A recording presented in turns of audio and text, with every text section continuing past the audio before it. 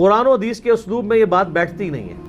اس کی وجہ یہ ہے کہ بخاری مسلم کی روشنی میں نے آل امیہ کے بارے میں جو کچھ بیان کیا ہے، جو کچھ وہ اپنے دور ملوکیت کے اندر کرتے تھے مسلمانوں کے ساتھ، مکہ مدینے کے مسلمانوں کے ساتھ، اس میں تو یہ بیٹھتا ہی نہیں ہے کہ وہ ماشاءاللہ ایک خط لکھنے کے اوپر سندھ پہنچ جائیں۔ اپنے گھر میں وہ لوگوں کے اوپر ظلم کر رہے ہیں، ان کو ناک، اور حجاج ابن یوسف تو وہ ملعون ہے جس کو تو ناصبی بھی ملعون مانتے ہیں۔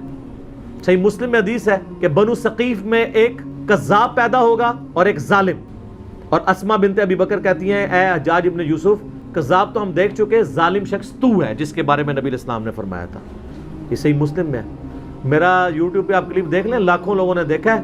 آل امیہ کا دہشت گرد حجاج ابن یوسف 5 لاکھ سے زیادہ لوگ دیکھ چکے ہیں۔ پوری اسلامک ہسٹری میں نے 15 منٹ کے اندر کور کر دی ہے، اس 100 سال کی آپ کو، اور تاریخ سے نہیں، بخاری مسلم کی حدیث کی روشنی میں۔ تو وہ حجاج ابن یوسف، اس کا بھتیجا محمد بن قاسم یہاں لوگوں کی داد رسی کے لیے پہنچے گا جو وہاں اہل بیت کو قتل کروا رہے ہیں، صحابہ کے قاتل ہیں۔ سر بخاری اٹھا کے دیکھیں، حضرت انس بن مالک جو ہیں وہ کتنے پریشان ہوا کرتے تھے کہ ہم پہ یہ کون سا خبیث مسلط ہو گیا حجاج ابن یوسف جو مسلمانوں کے اوپر ظلم کرتا ہے۔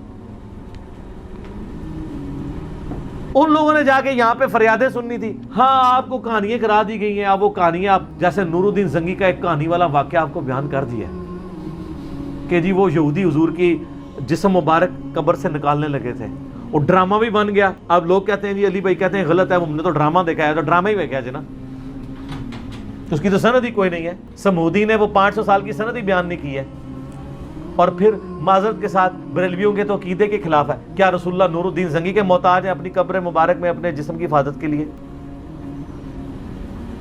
اللہ کدھر گیا؟ فٹ ہی نہیں بیٹھتا، جھوٹ ہے۔ اور پھر میں ایسے پوچھتا ہوں کہ جب یزید نے 3 دن تک مسجد نبوی میں گھوڑے باندھے ہیں، اس وقت نور الدین زنگی کدھر تھا؟ اور نماز نہیں ہوئی ہے، اس وقت زمانے میں کوئی نور الدین زنگی نہیں تھا۔ اور جب خانہ کعبے پہ صحیح مسلم میں آتا ہے کہ چڑھائی کی حجاج ابن یوسف نے، اور یزید کے دور میں بھی چڑھائی ہوئی اور خانہ کعبہ کا غلاف جل گیا، ایک دیوار بھی ڈیمیج ہو گئی، اس وقت کدھر تھا نور الدین زنگی؟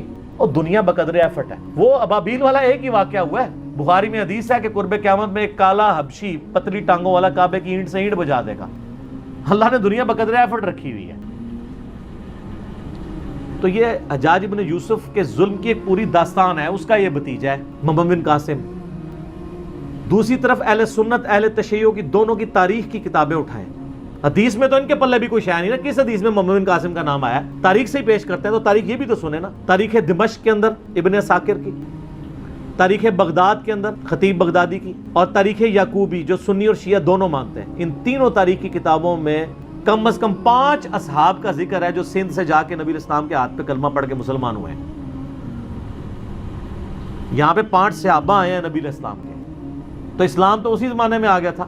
اور حضرت عثمان کے دور میں بلوچستان کا کتنا ایریا فتح ہو چکا تھا، رشیا افغانستان حضرت عثمان کے دور میں فتح ہوا ہے۔ بخاری میں موجود ہے کہ ہم رومن اور پرشین امپائر جب گری، اس کے بعد وہاں کے لوگوں کو ہم نے ابھارا کہ ہم نے آذربائیجان اور یہ ساری فتوحات کرنی ہے حضرت عثمان کے دور میں۔ اسلام تو آ چکا ہوا تھا یہاں پہ، اور صوفیاء اپنے چکر میں ڈالتے ہیں ہم اسلام لے کے آئے، ناصبی محمد بن قاسم کو لے کے آتے ہیں جی وہ آیا تھا، اور وہ آیا اس لیے تھا میرے بھائی وہاں سے جو اہل بیت تھے وہ اپنی جانیں بچا کے ہجرت کر کے سندھ میں آئے تھے، راجہ دائر نے ان کو پناہ دی ہوئی تھی، تو وہ کہتا تھا ہمارے بندے واپس کرو۔ اور سر آپ سندھ میں آج چلے جائیں، سندھیوں سے ان کی ہسٹری پوچھ لیں۔ میں اکثر کہتا ہوں اللہ کے بندوں، پاکستان کی ساری کتابوں میں یہ لکھ دینا کہ پاکستان جو ہے محمد علی جناح نے سیکولر اسٹیٹ بنائی تھی، کوئی فرق نہیں پڑتا۔ آج لوگ زندہ ہیں جنہوں نے محمد علی جناح کی تقریریں سنی ہوئی ہیں، یہ عملی تواتر سے ٹرانسفر ہو رہی ہے۔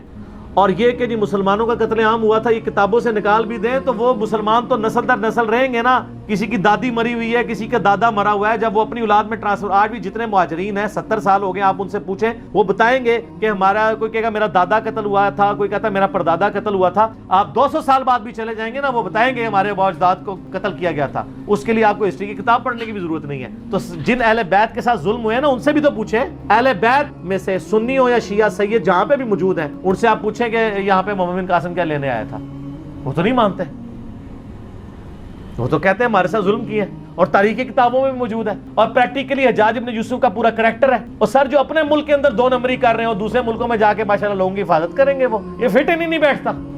تو سندھیوں کو پتا ہے کہ وہ کیا کر کے گیا ہے۔ اور پھر آپ کو سب کو یہ پتا ہے کہ جب محمد بن قاسم نے سندھ کا وہ علاقہ فتح کیا تھا تو اس کے بعد آپ کو بتایا جاتا ہے کہ پھر بعد میں محمد بن قاسم کو واپس بلا کے جیل میں ڈال دیا گیا.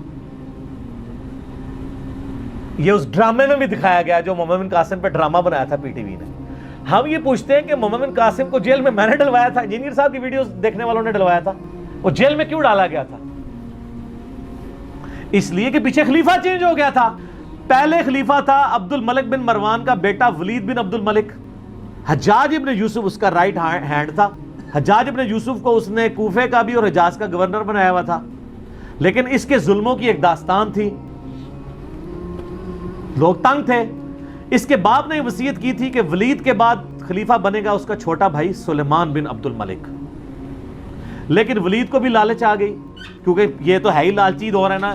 جب یزید کے ابا جی کو لالچ آ گئی کہ میرا بیٹا خلیفہ بنے, تو ولید بن عبد الملک تو صحابی بھی نہیں, اس کو نا لالچ آئے کہ میرا بچہ بنے, حالانکہ وہ خود بھی اس وصیت پہ بنا تھا جو اس کے بیٹے نے ابے نے کی ہوئی تھی. تو سارے گورنروں سے اس نے بیعت لے لی کہ میرے مرنے کے بعد میرا بیٹا خلیفہ بنے گا. ایک گورنر تھا جس نے انکار کر دیا, اور وہ تھا عمر ابن عبد العزیز. وہ اس وقت حجاز کے گورنر تھے اور کوفے کا گورنر تھا حجاج ابن یوسف. عمر بن عبد العزیز کو جیل میں ڈلوا دیا ولید بن عبد الملک نے, گورنر ہونے کے باوجود, لیکن وہ ہارد العزیز شخصیت تھے. اس لیے اس وقت ذرا پروٹیسٹ ہوئے تھوڑے بہت اور معاملہ انہوں نے ڈیلے کیا.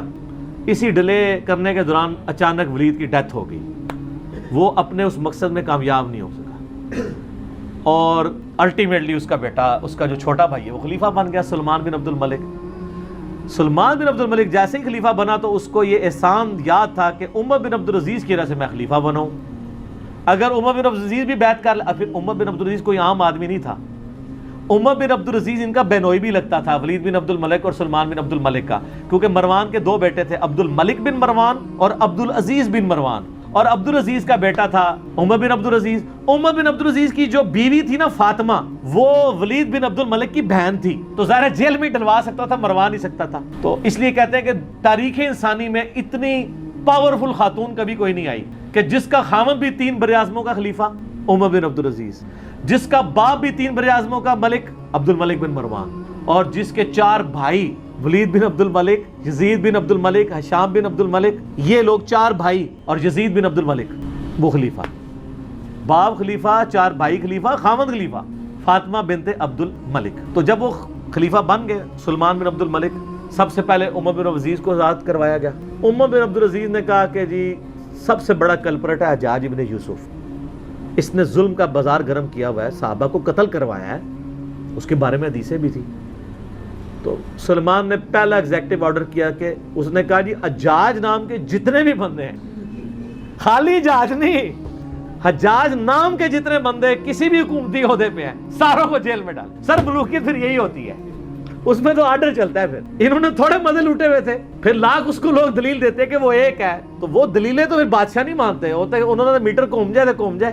انہوں نے کیا, حجاج نام دے جتنے بندے نے سب نو جیلیں چ پاؤ, اور ان کے جتنے رشتہ دار ہیں نا جو حکومتی پوسٹوں میں, ان کو بھی جیلوں میں ڈالو. تو محمد بن قاسم جو بھتیجا تھا اس کو بھی پکڑ کے جیل میں ڈال دیا گیا. یہ تھی ریزن کہ بڑے ابا جی کے جیل میں چلے گئے, یعنی اس کا جو چچا یا تایا تھا اور وہ اس کا سسر بھی تھا, تو محمد بن قاسم کو بھی جیل میں ڈال دیا گیا. تو یہ پیچھے ریزن تھی. تو انجام اس لیے ہوا تھا. تو جیل میں ڈلوانا اس بات کا ثبوت ہے کہ ان کے کرتوت کیا ہوں گے. تو اگر کسی نے رحمت اللہ علیہ کہنا کہ یار ہمیں تو کوئی نہیں, آپ تو یزید کو رحمت اللہ علیہ کہتے ہیں, تو اگر آپ حجاج کو رحمت اللہ علیہ یا محمد بن قاسم کو کہیں تو کوئی مسئلہ نہیں ہے. اللہ تعالیٰ آپ کا حشر یزید, حجاج ابن یوسف, محمد بن قاسم کے ساتھ کرے, اور میرا حشر اللہ تعالیٰ حسن ابن علی, حسین ابن علی, مولا علی, فاطمہ, عمار ابن یاسر, ابو بکر, عمر, عثمان کے ساتھ کرے رضی اللہ عنہم اجمعین وعلیکم السلام اجمعین. آمین کہہ دو, تانوں کوئی ڈر پہ گیا اے بہرحال جڑے ویڈیو ویکھن گے انہی جی آمین کہنے لگے جڑے رحمت اللہ علیہ کہندے. ٹھیک ہے, تو وہ رجوع والا معاملہ نہیں ہے, یہ قرائن بتاتے ہیں کہ یہ اس طریقے سے ایسے ہوا ہے. اگر کوئی حدیث ہے تو مجھے پیش کر دیں, میں رجوع کر لوں گا. اس پہ ڈاکٹر طاہر القادری صاحب نے بھی ایک ان کی بھی ویڈیو چڑھی ہے, انہوں نے بھی پورا یہ یعنی ساری تاریخ بتائی ہے. خالی میرا تفرد نہیں ہے اس مسئلے میں کہ میں اپنی طرف سے بیان کر رہا ہوں. باقی آپ سندھیوں سے جا کے پوچھ لیں, وہ سندھیوں نے تو اتنی ویڈیو شیئر کرائی ہے کہ وہ ہر جگہ پہنچی ہوئی ہے کہ یار پہلی دفعہ کسی داڑھی پگڑی والی بندے نے ہمارے حقی کو بات کی ہے. خام خواہ مطلب ان لوگوں نے اس کو ہیرو بنایا ہوا تھا, اس نے تو ہمارے ساتھ یہ کیا ہے. ادھر میں یعنی کافروں کی نہیں بات کر رہا, مسلمانوں کی.